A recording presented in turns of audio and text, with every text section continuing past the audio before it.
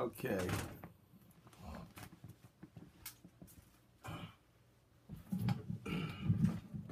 Good morning to all my Facebook friends. This is Vincent Faney right now, aka Vinsanity. It's about, I got up 2 o'clock a.m. this morning, which I tend to do because I tend to wake up all the time. Sometimes I had to show up at work at 4 in the morning. Sometimes I had to be at school. My first class is 8:30. Sometimes I don't have to be at work and I have to just be at school and I get a chance to sleep in. Other times, like I said, I had to be at work depending on the schedule, 4 or 6 o'clock in the morning. And I wake up when I wake up at 2, I generally stay up because there's been quite a few times being so exhausted, if I don't wake up then and stay up and go to school or to work, I'll just oversleep. I won't hear the alarm, or I'll be so exhausted I just can't get up. I have a really bad sleep disorder. That's one of the things I'm fighting. That's one of the reasons I'm really trying to push hard on raising money for veterans and getting that housing, because my health is such that it's 2 steps forward, 1 step back. A lot of times I'm not even making a step forward, and sometimes it goes back. Overall, though, over the years, it's declining. You know, something comes up, and my fear is, you know, I'm not afraid of dying. I mean, I suppose I had that biological brainstem reflex. I'm sure if I was struggling for air now, I'd be struggling to save to get alive. But it's like quite a few years ago when I came this close to death. I was laying in bed and I was surprised how unafraid I was of going into the unknown and dying. And the one regret I had to say is that I haven't lived the way I exactly wanted. I have not done all the things I wanted to do, and I have not achieved some of these goals that we've talked about before. And so I think most people have I have a fear of not living. And there's a lot of people who suffer from depression, and they hold on to their life and they hate their life. They hate it. And it's just like my roommate and I were talking about how Ayn Rand had said, just because you have a fear of death doesn't mean you have a love of life. And I've always, despite all the hardships that some people say, oh, you've had a lot of hardships, I've always had a love for life. And I still, you know, hold on to that. There's days even when I'm feeling bad, I just wanted life can be good. You got a perspective and you look out there. But I deal with a lot of health issues like sleep disorder, severe sleep disorder. I wake up like every 15 minutes, even with the CPAP machine. And you know, I have hurt my knees and my back when I was in the service, and over the years it's gotten worse. It's the way it goes. You know, when I first got out of the service, they told me I shouldn't exercise or do anything, and then I found out just by accident, out of desperation, that weightlifting really helped my knees and my back, my whole body. And so I kept with that.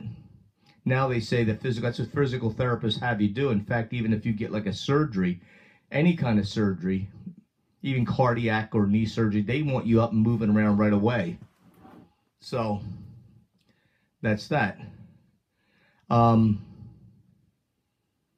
reason why I'm talking to you, like I said, is just to basically just emphasize I got several things going on that I want to share with you. Well, here's the thing. Here's the ironic thing. I'm talking to all you out there, and there's either 2 things. You guys will be interested, kind of keep along, follow along, hopefully share these videos, help me with my quest. I'm not, you know, I'm not like begging anybody out there to give me money and help me out.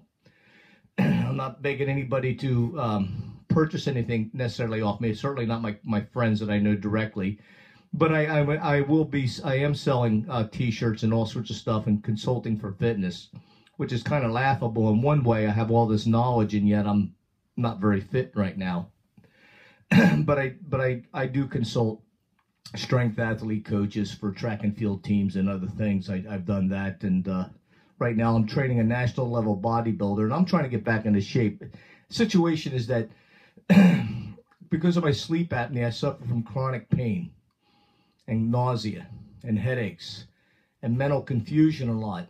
Just like yesterday, you know, after work, which I got off about 7:30. I had to come home and sleep for a couple, or lay down for a couple hours and just have a fitful sleep. Then I go to school, and then I have to like come back after a couple classes, and guess what? I have to lay in bed again. I just feel feverish, like I have a low-grade body and head fever. I feel like I'm dehydrated, even though I've been slamming down water.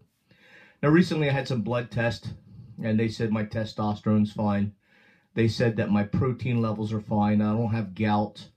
I don't have, but I did have some kidney decline, which I've never had before. And they wondered if they said, well, are you drinking enough water? And I said, yeah, I've been slamming water down every day, 2 gallons. It's one of the things I have to do. I work out and I carry water with me because I don't get normal thirst cues like most people, but I have a bottle in my class and I just drink water. And it does. If I don't drink the water, I will feel worse. Even though I don't get the thirst cues, I just feel muddle-headed and confused and just lack of energy. So I drink the water, and then it gets to a point where the water doesn't help anymore.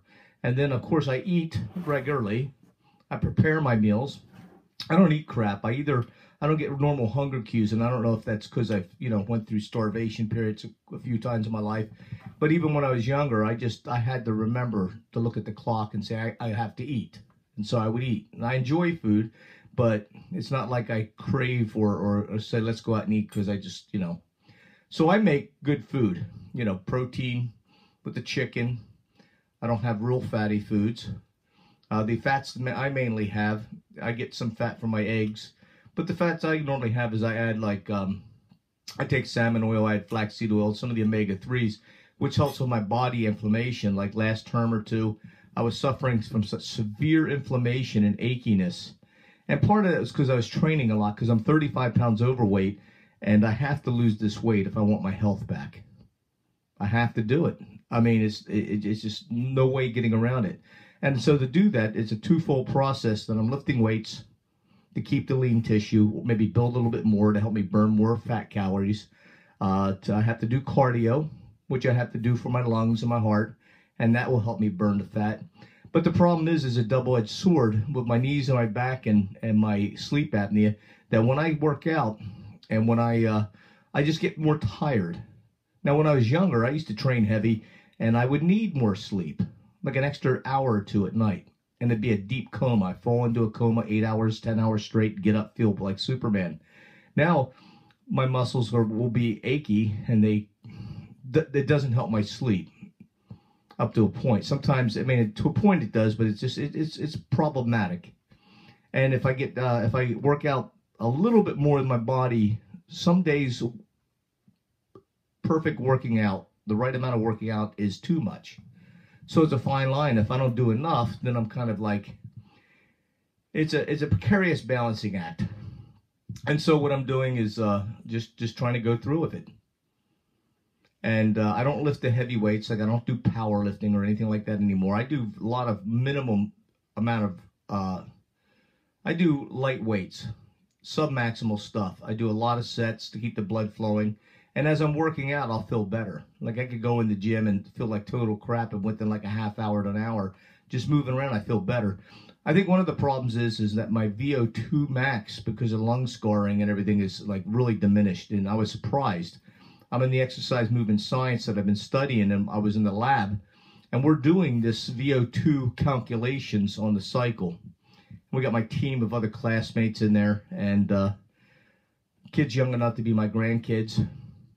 And we're all on the bike with the exception of 1 or 2 very fit individuals. The other kids are young and they're fit. They seem to be fit. They exercise a lot. And I'm on the bike. And by the way, for a fat old guy, my blood pressure's good. My heart rate's average.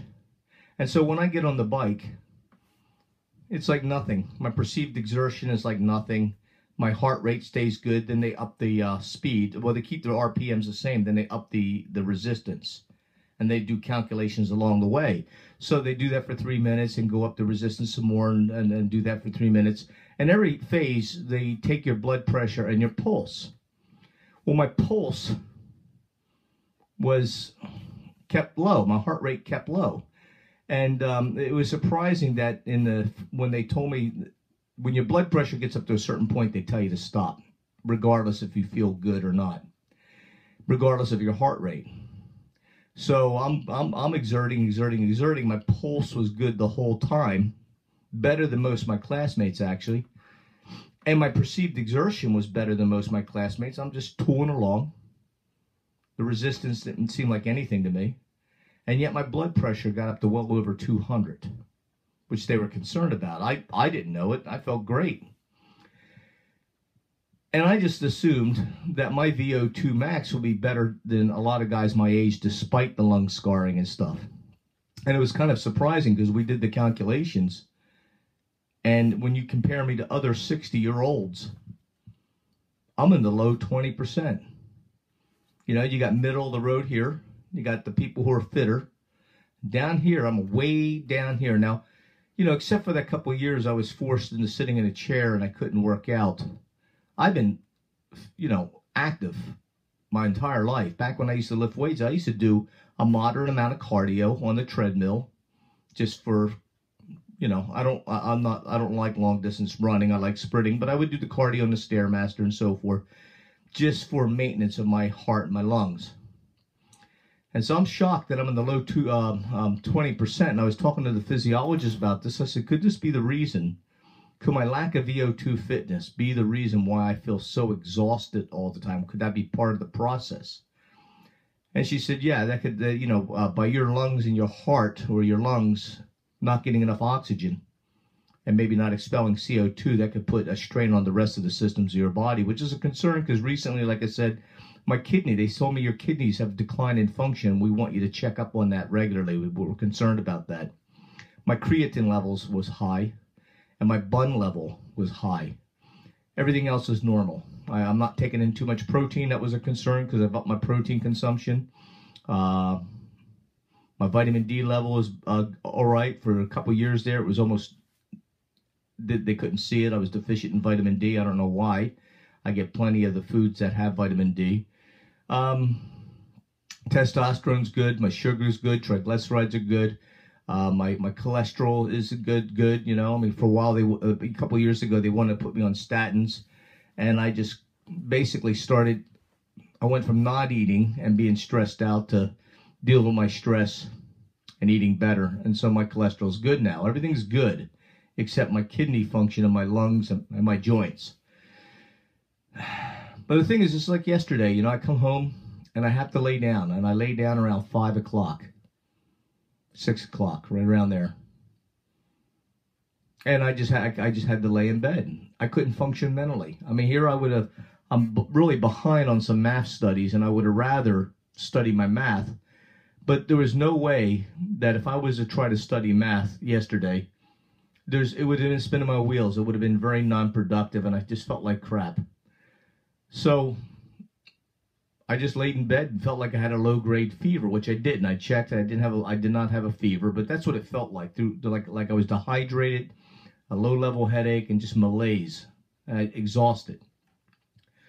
So I fifthly, you know, just in bed, and I just woke up between 6 and now, and I felt the same way.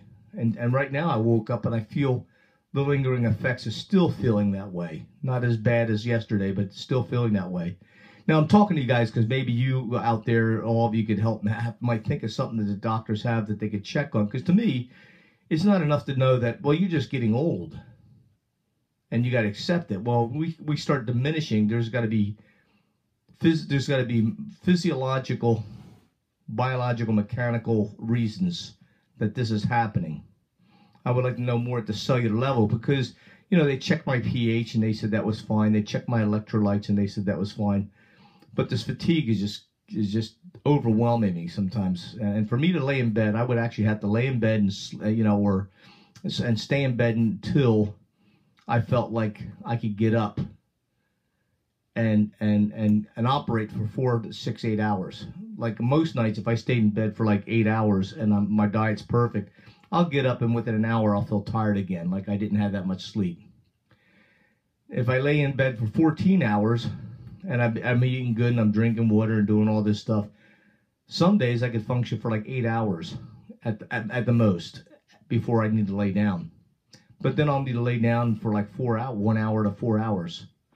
So it's very changes day to day, and it's individual. And this would not be, when I have a school schedule and I'm working, then I can't sleep exactly when I need to sleep. If I could manipulate the school schedule to be according to my biological schedule, then I would do fine. But that would mean that some things would have to take longer than a term and so forth. So it's kind of a problem, especially it's disconcerting for a man who wants to be self-reliant and not have to depend on a society or handouts or concessions. And there's been times I've done that, and it's very unmanning and humiliating. A guy like me who used to go out of his way to have 2 jobs just because that's how energetic and ambitious I am. I'm willing to work 2 full-time jobs. Now here I'm down to this, so it's kind of hard. But today, in a little bit after I finish my meal, I will go to Nick the Trainer Dude's training studio, open up. I'll get in some cardio, get in a workout, and open up and train some clients. And I really enjoy training people. That's one of my highlights of my day. If I'm at the gym and I feel good and I'm training people, I feel alive. When I at school, if I feel pretty good, I have moments. So a lot of times I'm in the classroom, I feel such a level of clarity, and as if I had high intelligence. I sometimes feel like, wow, I just feel this mental clarity. I'm picking up everything. And then other times 2 + 2 gets to be a challenge. So this is, again, 2 reasons why I'm talking to you guys is that if anybody who's interested, you're going to see my progression or regression, and the things that I'm willing to do to work towards getting my health back, because I have to lose this 35 pounds. I mean, it may be a situation where I lose the 35 pounds and do more cardio and so forth, and that may not do anything except for make my waistline look better. It can't hurt. Actually, according to the measurements, the computations, if I lost 35 pounds, just that alone, because they take your body weight into consideration, it doesn't matter if I was all muscle or all fat. Just by losing the 35 pounds alone, supposedly that would help my VO2 fitness, and that would, but not by a lot, according to how I performed. It was really weird watching how my heart rate was better than my co-classmates. A lot better. And my perceived exertion was a lot better.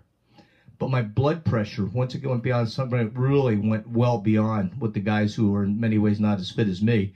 I think part of it is I still have a great deal of muscular endurance from years of training, I mean, and muscular endurance is different, especially if you're doing it in a 2-minute time segment. Muscular endurance is a lot different than, say, cardiovascular endurance. So it's like I've gotten to a level where I could do, and still do, like, say, we'll use the bench because everybody understands what a bench is, but in every body part that I have, I've trained myself to where I could take heavy weights that a lot of people may have trouble doing one rep with, and still at my age, I could get down after a warm-up and do like 100 reps, 200 reps. Well, what most healthy men would have trouble doing 1 rep with. Like, for instance, I could do 150 pounds for like 100 and some reps. So I'm thinking maybe when I was doing the cycle, that even though its resistance taxes most men, it really was like nothing to my muscles. It's a 3-minute time limit. And I'm used to working out sets of high reps for 3 minutes, quite frankly.